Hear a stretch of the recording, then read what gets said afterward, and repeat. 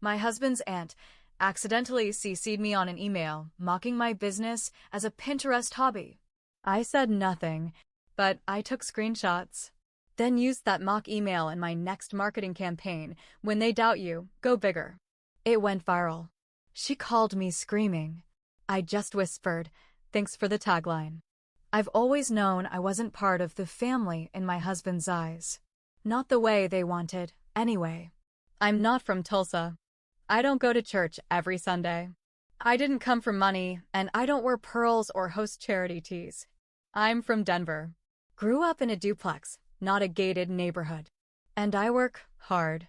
I used to be in corporate marketing. 10 years. I was good at it. Then COVID hit, and I got laid off. After crying for 2 days and cursing HR in my pajamas, I got up and made a plan. I started making things. Real stuff. I love design and working with my hands.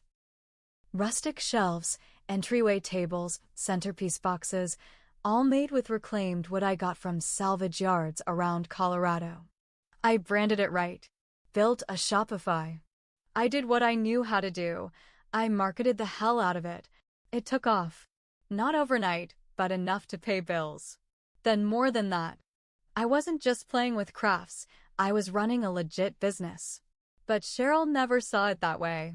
Cheryl is my husband's aunt. His mom's older sister.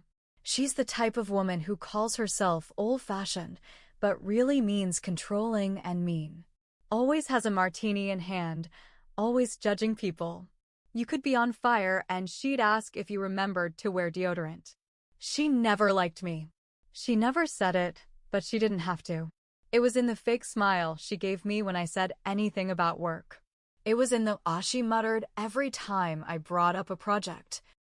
It was in the tone of voice she used when she'd tell other people, oh, she sells stuff online, like I was running a garage sale, not a growing brand. So I already knew how she felt. But then she put it in writing. It was the day before Thanksgiving. We were visiting Tulsa, staying at my husband's mom's house. The kitchen was loud, busy, full of too many opinions and not enough counter space. Cheryl was on her third glass of just a little wine, and she was going on about her daughter, who works for some regional bank. Apparently, closing on a $300,000 loan is more impressive than building a business from nothing. Fine. Let her think that. Then she turns to me and says, so, what's new with the little Etsy thing? You still doing that? That little Etsy thing? Like I was making beaded bracelets in the garage. I said, yeah. Actually, we just had our best month yet. She raised her eyebrows like she didn't believe me. Is that so? I nodded. Launched a new line. Sold out in 3 days. She smiled, but it didn't reach her eyes. Then she turned and started chopping celery. Like I'd told her I'd made a new hobby horse out of shoelaces. I didn't let it get to me. Or at least I thought I didn't. Until the next morning. I was brushing my teeth, getting ready to head downstairs, when I got the email. It was from Cheryl. Subject line, look what our little Etsy girl is up to. It was meant for her sister, my ML, and some other family member. She'd accidentally CC'd me. The message had a screenshot of one of my Instagram posts where I was showing a behind the scenes of our new holiday line. Underneath the image, she wrote, she's still pretending this is a real business. Maybe next she'll sell lemonade out front. I stared at the screen for a long time. My face burned. My stomach dropped. She really thought that. She didn't just say it in passing, she wrote it. Shared it. Mocked me. And then I took the screenshot. I didn't reply. Didn't say a word to her. I just smiled all through Thanksgiving dinner. Sat next to her. Passed her the gravy. Nodded at her fake compliments. I played it calm. But I was planning. Because that email? That wasn't an insult. That was fuel.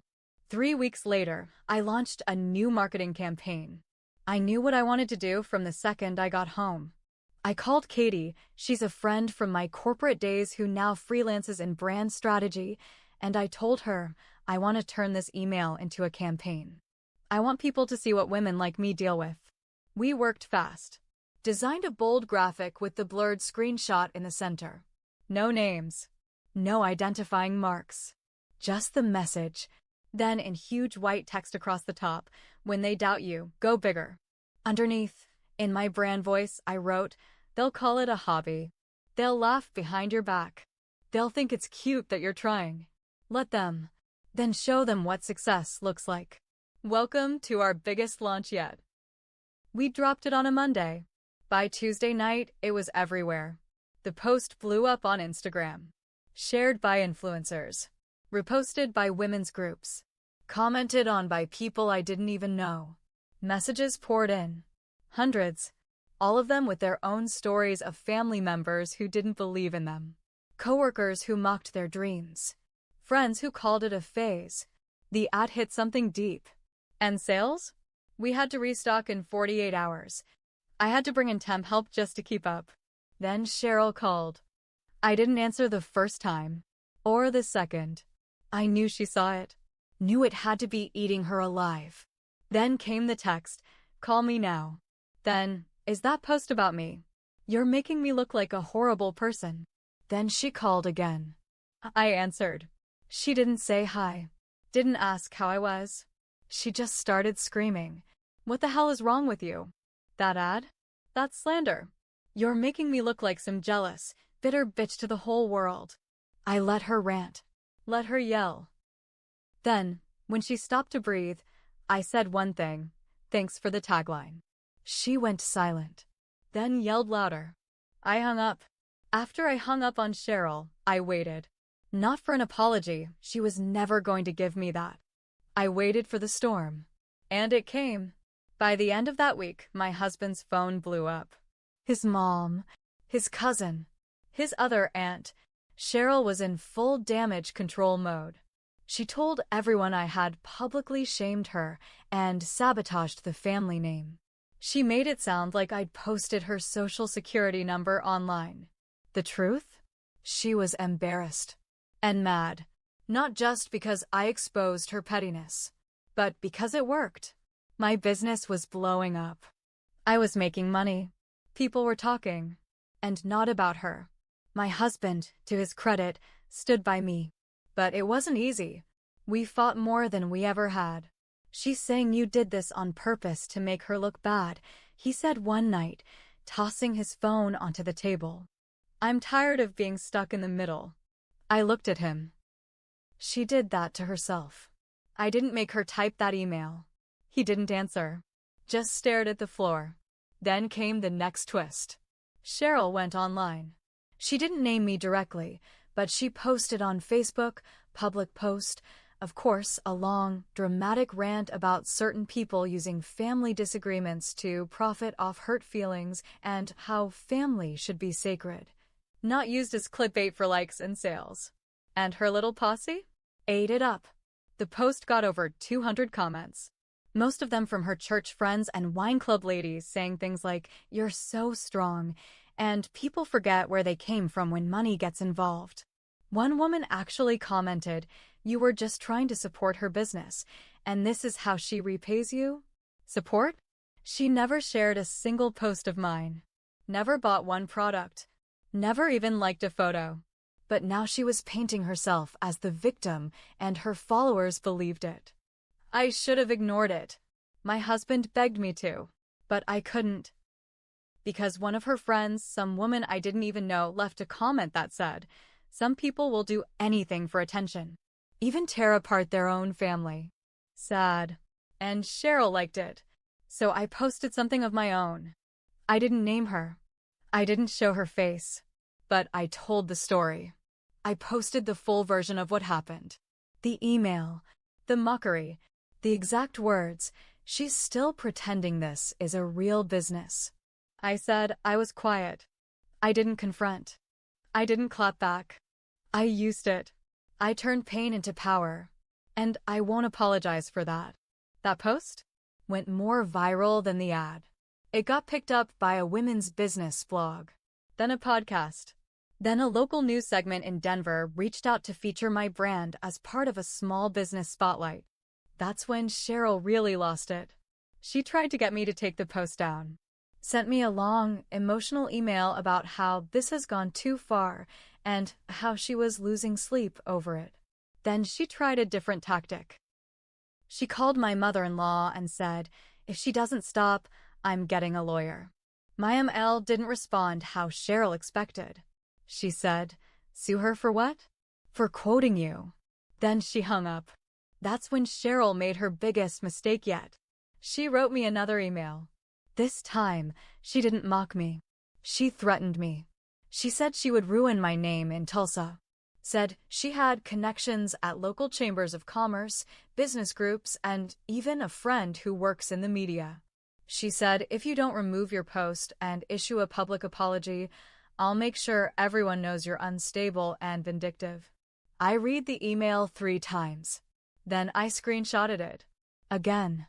I didn't reply to Cheryl's threat. I didn't need to, because this time I wasn't just hurt. I wasn't just angry. I was ready. I called my lawyer. Yes, I have one. Not a high-powered one, just someone I'd hired when I first turned my business into an LLC. I told her what was going on. I forwarded the email. She read it and whistled. She put that in writing? Yep. Don't respond. Just keep everything. If she pushes this, we'll be ready. I didn't want a legal fight. I really didn't. But if Cheryl thought she could scare me into silence, she didn't know me at all. Then something unexpected happened. A woman messaged me on Instagram. Her name was Melissa. She said, I think I know your aunt-in-law. Is her name Cheryl? Redacted. I froze. She continued, I used to work at the same charity board she's on. I saw her Facebook post and I knew exactly who she was talking about. Just wanted to let you know, this isn't new behavior. I messaged her back. We talked. A lot. Turns out, Cheryl had made a habit of bullying women she saw as less than. She'd made Melissa cry in a bathroom once during a charity event, saying her clothing looked like a knockoff Walmart rack. Told another young woman her resume was laughable for someone applying to volunteer. She hides it behind smiles, Melissa told me. But when she thinks someone won't fight back, she tears them down. Hearing that shook me, because for a long time, I thought maybe it was personal. Maybe I'd done something wrong. Maybe I wasn't polite enough. Maybe I overstepped. But now, I saw her clearly, and I wasn't afraid of her anymore. So I did something bold. I wrote an open letter. Not a blog, not an ad, just a clean, straightforward post with a black and white graphic that said, this is for every woman who's been mocked for dreaming bigger. And I told the truth. Every bit of it. Not just about Cheryl, but about the whole experience. The way women are constantly told to stay small, to not be too proud, to not make waves, to stay polite in the face of disrespect, just to keep the peace. I said, this isn't about one email.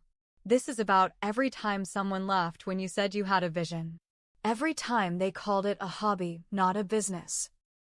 Every time they smiled to your face and mocked you behind your back. The post exploded. Like wildfire. Other women started sharing their stories in the comments. I had a boss who told me I was too ambitious for someone with a baby. My own mom said no one would ever pay me to paint. My best friend told me to get a real job after I started my food truck. It became more than just my story. It became theirs. News outlets picked it up again. I got invited to speak at a women's entrepreneurship panel. A major home decor blog asked to feature my new line. And Cheryl? She lost it. Again. She sent me one final message. You're destroying my reputation. I've worked my whole life to be respected in this community. And now everyone thinks I'm a monster because you twisted my words. I stared at it for a long time. Then I responded. No, Cheryl. I didn't twist anything. You just didn't expect the woman you mocked to become louder than you. Then I blocked her. After I blocked Cheryl, things didn't magically get better. Family gatherings were awkward. My husband's phone would light up with group texts that didn't include me. His cousins were split. Some thought I overreacted. Others said Cheryl finally got what she deserved. My mother-in-law stayed quiet, which felt like betrayal in its own way. I tried to ignore it, focus on my work. And for a while, it worked. The business kept growing. I hired my first full-time employee. We opened a showroom in a small space near downtown Denver. My story kept circulating. Women who had been silent for years were now sending me long emails, thanking me, sharing their pain, their triumphs. But underneath all that, I was still mad, still hurt. Because while Cheryl lost her cool, lost some face, and got dragged by strangers online, she still had her life. Her house, her pearls, her wine clubs, her Facebook fans. She got to act like she was the real victim. So I did something I hadn't planned. I sent that final email chain, the one where she threatened me and tried to ruin my reputation, to a journalist who had been covering local business success stories. I didn't give her a green light to publish everything. I just said, this is the full story. Do with it what you will. 3 days later, an article dropped. The cost of dismissing women's work. When family turns toxic in small business, they didn't name Cheryl, but they quoted the email.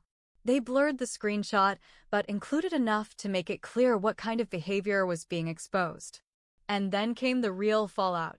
Cheryl's church group dropped her from the board. The local charity she sat on for 15 years asked her to step down quietly. 2 women who worked with her in different committees came forward and said she'd done the same thing to them, belittled, mocked, and dismissed their work because it didn't look like hers.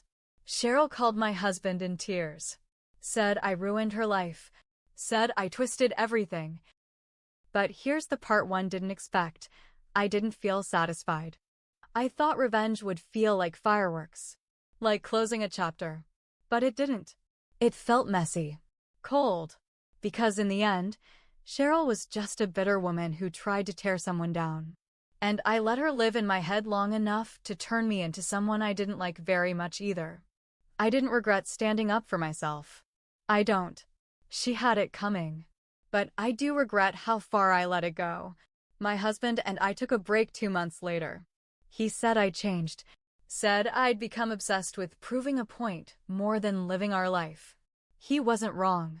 I'd spent so long trying to prove I was real, that my business mattered, that I mattered, that I forgot why I started it at all.